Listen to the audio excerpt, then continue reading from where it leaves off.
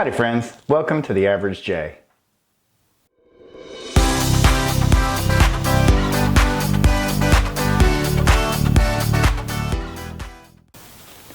Today, we're going to start the cooking kind of a little slow. What we're going to do is we're going to start with an old breakfast favorite, French toast. It's always been one of my favorites since I was a kid.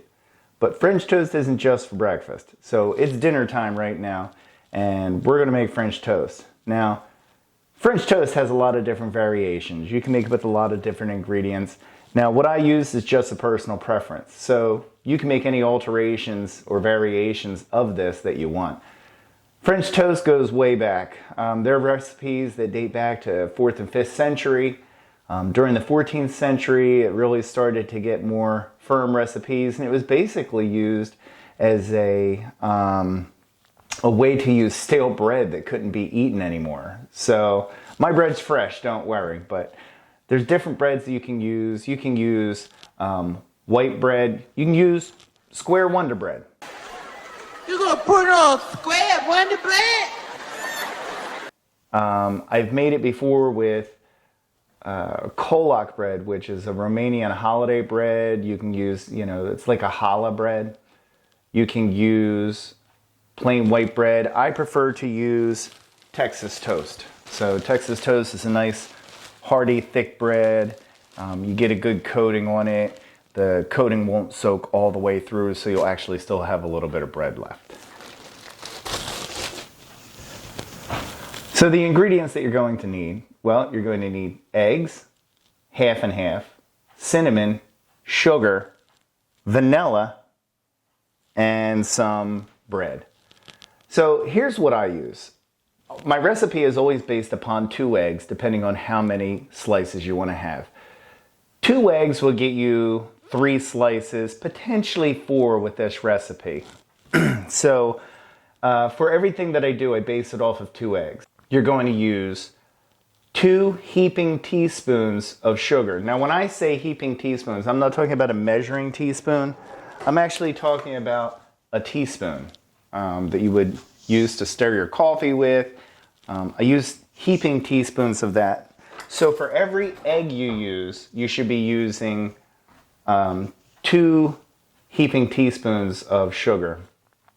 For every egg I use 1/8 teaspoon of vanilla.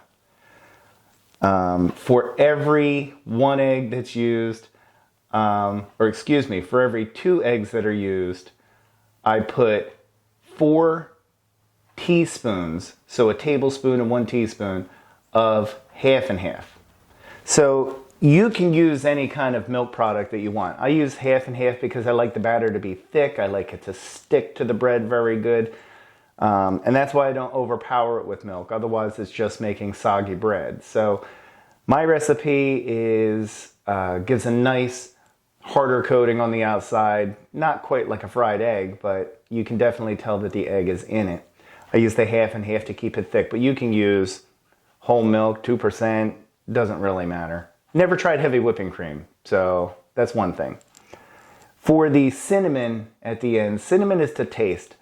For using 6 eggs, I'm going to use approximately 2 tablespoons, but as I add it in, I'll see how it looks in the mixture, and we might not wind up using all of it. So the tools you're going to need are a big mixing bowl to put your batter in. You're going to need a wire whisk because you really want your eggs whipped up. You don't want to have them loose, white and yellow, mixed apart. You want to make sure that you keep it all together. So you're going to need the wire whisk. You're going to need a bottle of cooking spray. And I prefer to make my French toast on an electric griddle. An electric griddle can give you a lot better control over the temperature. I set it for 350 degrees and make sure that it's at temperature before I put the food onto it, and hasn't gone wrong yet. But you can make it in a pan. If you're going to make it on a stovetop, make sure that you use a pan that's large enough to hold it, because otherwise if it's going up on the sides of the pans, it's not going to cook even, and you might even take a risk that where it's bent, it might not be touching the pan and not get cooked altogether. So why don't we go ahead and get started. First thing I'm going to do, I'm going to crack my eggs into the bowl. So just make sure that you're careful. You do not want to get shell in your batter. Now I am throwing the shells into the sink, but I'm not going to grind them up in the garbage disposal. Periodically I do that to clean it out, but just did that recently, so not really need to do that right now.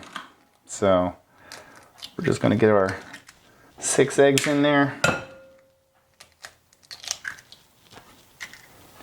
Now, once your eggs are in there, one thing I always do, I take out the little white pieces, okay? Now, some people think, oh my goodness, those little white pieces are a baby chicken. They're not a baby chicken. It's just like a membrane that holds the yolk within the shell. I think it's called chalaza or something to that term. So, not a baby chicken.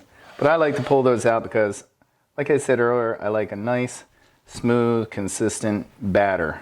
So, we're just going to go in there and pull those little guys out of there so that they're not just hitching a ride on our French toast onto the oven, because that wouldn't be good.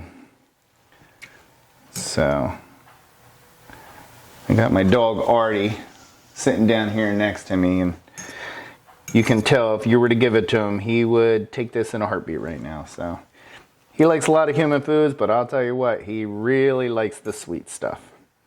Now, as I say, he likes sweet stuff. My French toast is a very sweet French toast. You can tell that just by the amount of sugar that I put in it. I mean, 2 teaspoons, heaping teaspoons of sugar per egg. That's a lot of sugar, and it gets sweet. Now, there are 2 different types of French toast. There's sweet French toast and there's savory French toast. Sweet French toast usually has sugar, cinnamon, milk, and sometimes nutmeg. I would highly recommend not putting in nutmeg. Nutmeg is very overpowering in flavor. Save that for pumpkin pie for Thanksgiving or something like that, but I've never put nutmeg in because it is overpowering. For savory French toast, now that is served in some parts of the world, one of which is Romania. My heritage on my mother's side is Romanian. In Romania, they eat savory French toast, and savory French toast is usually prepared with salt and pepper instead of sugar necessarily, and instead of being served with butter, syrup, and fruit as sweet French toast is, savory French toast is served with a topping such as ketchup or mayonnaise. So let's go ahead and we're going to get these eggs whipped up real nice using our wire whisk. You know, one thing I always like to try to do when I'm whipping eggs is I always tilt the bowl a little forward and just kind of pull it back towards me, you know, so you can get a nice stroke on that. So now I said I want it mixed real good. That doesn't mean you have to sit there and do it for 10 minutes. That just means you want to make sure that it's a consistent color all around, that you're not seeing clear mix up from the yellow. Once I have my eggs in, I'm going to go ahead and just adding my sugar all at one time. Don't worry about it just falling in a big lump in there. When you stir it up, it's going to get all mixed together, so don't even worry about that. So I have my sugar in. I am going to make sure that I get the sides of the bowl so that all of the sugar on the sides and in the mixture dissolves.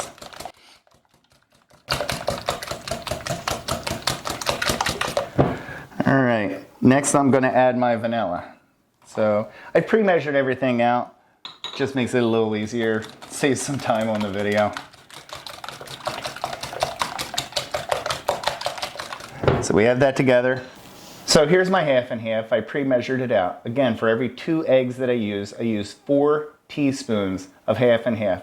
But as I said earlier, you don't necessarily have to use half and half. You can use any kind of milk, 2%, 1%, whole milk, skim milk, doesn't really matter. But as you go down in fat content, the thinner your batter is going to be. So we're just going to pour that right in. And we'll give it another little mix.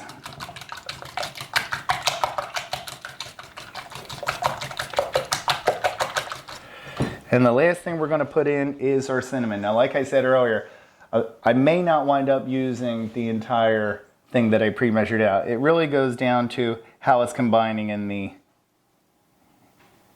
mixture. So I'm going to use about half right now, and we're going to see how that comes out. I like for the batter to just slightly change color from just yellow to maybe getting a little brown color into it, but I also like if there's a little bit of cinnamon still floating onto the top. So one thing also is I always keep a little bit of cinnamon off to the side, because after you dip 3 or 4 pieces in, all of the cinnamon that's floating on top is going to be used up, and then you won't have as much cinnamon. So about halfway through putting it on the pan, I can go ahead and add the rest of the cinnamon so that all of the pieces are coated evenly. Okay, now that our batter is made, I got out the electric griddle, set it to 350, and it's now heated up to temperature. So I have my bread out of the bag, and what we're going to do is, now that we're ready to put it on, we're just going to give a quick coat with the cooking spray. Now, one thing to always remember, if you're doing this on a pan instead of on an electric griddle, never spray the cooking spray directly onto the pan while it's over the flame, because it is flammable, and if it hits the flame, you could have a fire. Remove the pan, take it over the sink, put the cooking spray on, and then put it back onto the oven. All right, so we're gonna go ahead and give this a quick mix. Make sure it's all mixed up. And what I'm gonna do is, I always like to put it in by hand. I don't use a fork. Some people use a fork. I just do a quick wash through on both sides. I let the excess drip off, and then we're gonna throw that on. So what I do is I always press down a little bit on the back of it when I put it on. When I was talking earlier, I said about when you're cooking on a pan on the stove, you have to make sure that the French toast is in contact with the pan the entire time. So that's why when I put it on, I just give it a quick little push down with the back of my hand to make sure that you have full contact on there. So again, we're gonna go a quick dip. We're gonna throw that on there.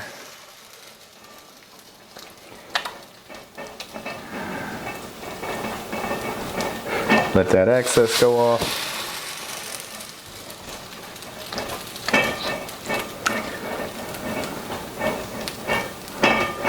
And I think what I'm going to do is I'm going to throw just a little more of that cinnamon in there, just on top, like I said, so that it kind of has that little coating on there. Just give that a quick mix up.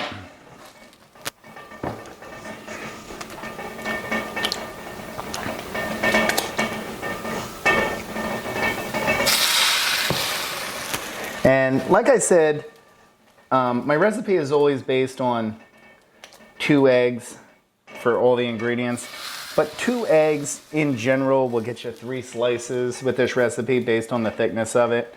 So right now I have 8 slices on here, and I actually have enough batter probably for 1 or potentially 2 more slices. So probably would wind up getting 10 out of there. So I'm doing my first video on cooking. I thought it would be the prudent thing to do would be to wear a food related shirt. So this shirt is 1, 2, 3, boom. And any of you who watch a lot of YouTube might know who Randy Santella is. Randy Santella is a competitive eater. He owns foodchallenges.com. If you ever get a chance, go check him out. I'll put a description down below. So I'm going ahead and flipping it over, but you can keep an eye on it on your own to just see how it looks for you. If you think it's done to your liking, you can flip it earlier. Basically, how do you like it? Some people like it a little more well done. I know me and Michelle like ours well done. And some people do not like it well done. So, you know, it's up to them. They're by all means welcome to cook it a little shorter time, and that would be great. So we have, they're on their second side. We're going to let them go for about another 3 minutes, and then we're going to go ahead and we're going to plate these up. All right, so we're going to go ahead and take these off of the griddle, and I'm just going to put them onto a serving dish for right now.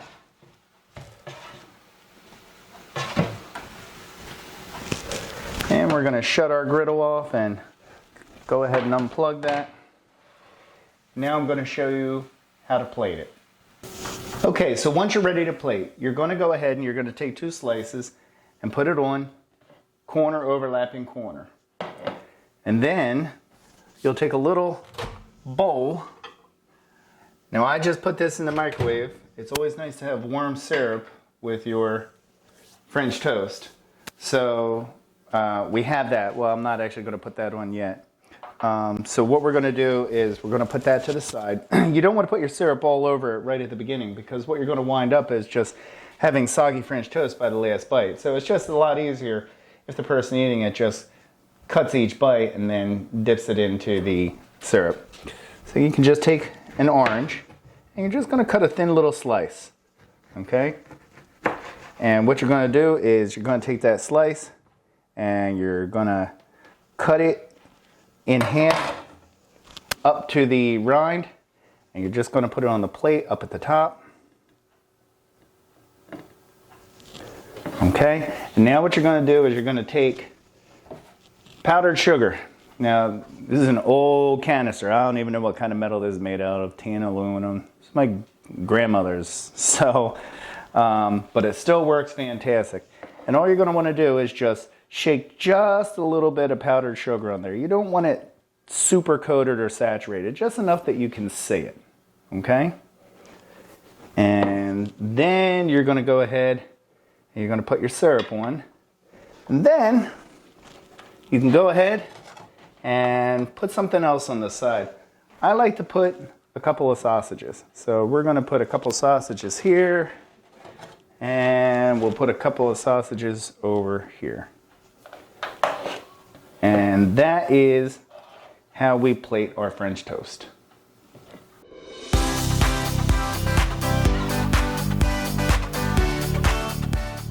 And that, my friends, is how you make French toast. Whereas the French say, I believe it's pain perdu, or something to that effect. So, interesting fact about the French toast. French toast used to be very popular on North American railroads in the early to mid 20th century in the dining cars. Santa Fe Railroad had a very good recipe, and it was very, very popular. So it has a long history in this country and in the world. So since we made a breakfast food, it's dinner time, but it's breakfast food, I'm gonna make a breakfast joke. So do you know what a snowman's favorite food for breakfast is? Frosted Flakes. Well, thank you very much for watching. So hopefully you can make this at home. It's easy. It's ingredients that are usually around.